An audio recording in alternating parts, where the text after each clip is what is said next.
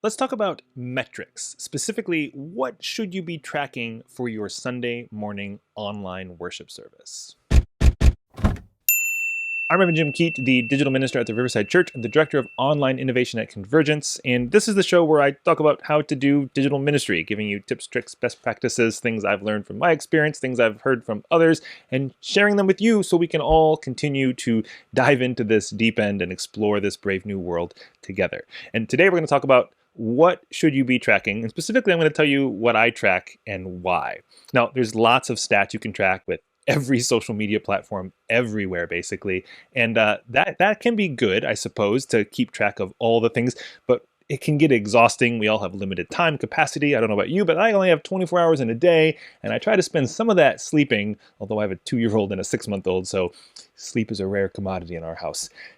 So the Sunday morning thing is, I think, a good place to start because that is what so much of our life as faith communities centers around, this weekly gathering.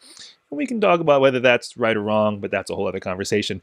But in the online portion, what should you pay attention to? What should you track? What should you be noting for yourself, your team, your congregation? Now, we have historically counted the number of people sitting in the room, church attendance. The ushers always do a report and they fill it out and it gets sent around to a few of us and we can keep track, which is a helpful number to know, when do things rise and fall and what caused a big influx and what caused a big decrease. And, did this holiday take everyone away from the church? And did this guest preacher bring a whole new crew of people in? That's helpful data to track. It's not the only metric, and it's definitely not, the metric of, is your church healthy? That's it's one thing. But what's the online version of that? How do you count how many people are worshiping online? So it depends on what method of online worship you're doing. If you're doing Zoom, you could, very easily just take screenshots and count the number of people you see in the frame, count the number of people logged on.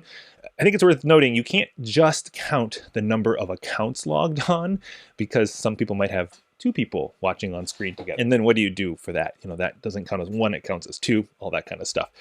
Or if you're using Facebook Live, YouTube Live, some of those things, there's lots of ways it can give you metrics to show you how many people were watching, how many devices were watching.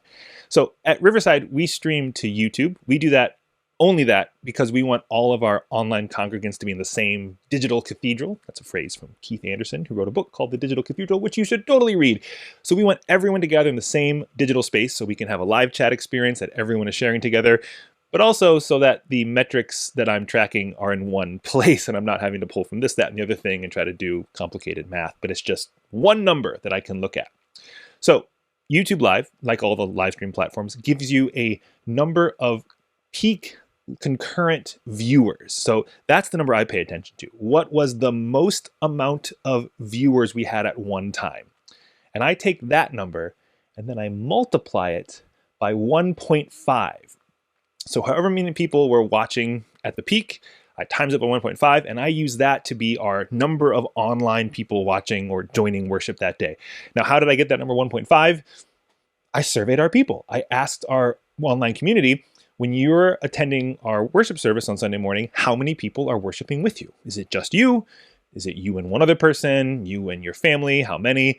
And so I took all that data, had a couple hundred responses or so, and I could then take the average and say, okay, I think our average was 1.6, and I took it down to 1.5 just to be on the safe side.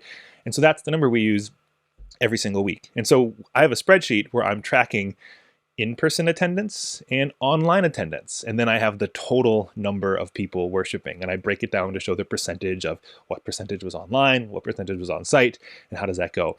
And I think that's helpful for a couple of reasons. It lets us see this larger trend, especially from the past few years as worshiping online has become just more widespread and accepted and embraced. So we can see, where do we see the trends of both in the room and in people's homes or wherever they're watching and joining worship. We can see all of that. And this is only tracking the live moment, the people who are watching it in real time. But it gives us the ability to then say, hey, in our context at Riverside, roughly 60% of our worshipers every Sunday morning are online. And that means we need to be thinking about the language we use and who we're actually thinking of first when we're designing this worship service, because most of our worshipers are not in the room. And I can say this and share this and lead these discussions with my team and our clergy at Riverside because I have data from years to show it. I have data from 2019 until today tracking pre-pandemic, and then pandemic, we had online only. That's obviously 100% online attendance. But then as we reopen for in-person attendance, seeing that number find this new kind of new normal, it seems. And I'm always checking to see if that's going to change as we start a new upcoming fall season. Maybe it'll shift to a new number. But the current trajectory is that our online congregation is the largest congregation. And I know that because I'm tracking the information meticulously so I can have accurate data. So the data tells a story. You have to choose what you're going to measure, but really, why are you measuring it? What is the purpose behind it? And let that inform what you're even looking at and how you then pull it together. And then be consistent so you can just see those trends over time. The other thing we do with it is during the worship service, usually around the sermon is when that peak viewer number hits. We pay attention to it. So it's typically me, unless I'm off on a Sunday, and I look at that number and I'm watching it jump and go up and down during the service, and I see what it kind of hit its peak, and I do the math, and then I text the clergy person doing the benediction.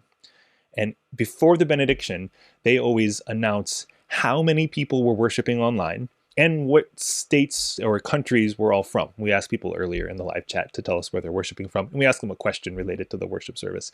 So then the person can say, we had this many people worshiping online from all of these states, and here's a few of their thoughts on this question. And that does a couple of things. One, it brings the online congregation into the room, so to speak, so the people in the room get to hear them. They get to be a part of the worship service rather than just a voyeur peeking through a window watching church happen. And it reminds the people in the room that they're the minority of the worshipers. I think it's always important for them to hear this number that's bigger than their current collection to realize there are so many more people worshiping in that moment. So that's what one particular piece that I track and why. Just a single number, church attendance. But it's more than just tracking, are we a healthy church? Are we growing? It's looking at, for me, how are we crafting and leading this experience? Because knowing the number of people in the room and the number of people online lets me know the intentionality we need around the welcome, the language, the participation, the inclusion, all of that. And then the other piece that I track related to our online worship service is I on the same spreadsheet, it has, each Sunday as a row, and then I have a column for 24 hours later, 7 days later, 28 days later, 365 days later. And that is where I track how many views has that Sunday morning worship service had on YouTube in all those time frames. And we're roughly seeing it double within a day and triple within a month. And then it usually kind of levels out there. But I think that's an important number to have as we tell our commissions, our consistories, our presbyteries, all the groups, the boards, the people who are helping plan these things, to let them realize when we create this for this online space, it's not only engaged by people in the moment, but people continue to engage it in the days and weeks and months and years to come. We typically think going to church is a thing you do for 1 hour on Sunday, but when your worship service is online, people can go to church all week, all month, all year long. And the data can show you that people are doing that. So that's some of the data I think is important to track, but most important is the ways in which you use that data, the story you tell, and how that then informs the way in which you craft and lead and shape these experiences. So what about you? Thoughts on any of this? Questions on what I've just shared, or what other data points do you track or find important and why? Leave them in a comment, and check back next week because we'll have another video. These are back every week, every Thursday. Is it Thursday? If you're not watching it on Thursday, you should check back on Thursday to watch it day one. And then you can just, be I don't know, maybe we'll give out stickers. If you have questions about digital ministry, drop them in a comment. I'd love to make a video addressing your specific questions, and more to come. See you later. I got to go to a meeting or something right now, I think. Yeah. Bye.